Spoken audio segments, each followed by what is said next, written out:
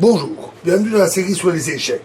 En continuons dans le gambit du roi accepté sur les différentes défenses. Donc sur E4, E5, F4, E prend F4, cavalier F3.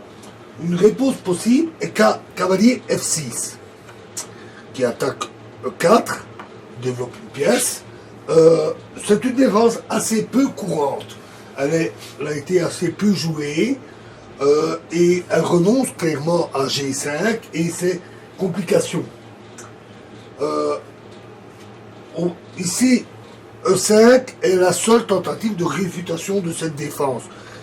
Sur un cavalier C3, D5, et E prend D5, transpose dans la défense moderne que nous verrons un peu plus tard. Donc sur E5,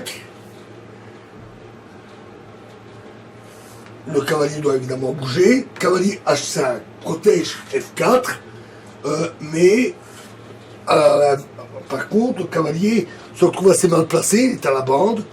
Alors, on sait que c'est pas une trop bonne position pour un cavalier. Et donc la question qui se pose, c'est est-ce que les blancs peuvent exploiter cette faiblesse?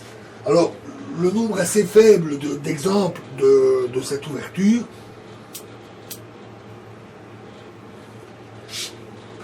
ne permet pas vraiment de trancher.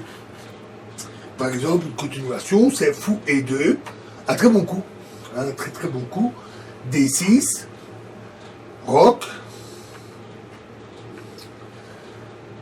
D prend E5,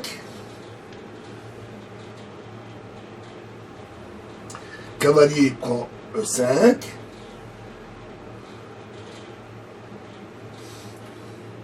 fou C5, échec, roi H1, qui se met définitivement à l'abri, cavalier F6, revient en une position plus centralisée, cavalier D3, dégage la colonne et attaque à la fois le fou et le pion. Fou B6 pour protéger son fou et garder sa bonne position vers le roc blanc.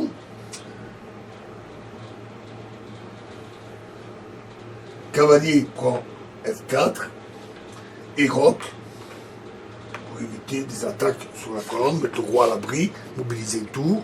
Et dans cette position, les jeux sont vraiment en équilibre. Cette partie a par exemple été jouée par Chigorin contre Marco à Vienne en 1902.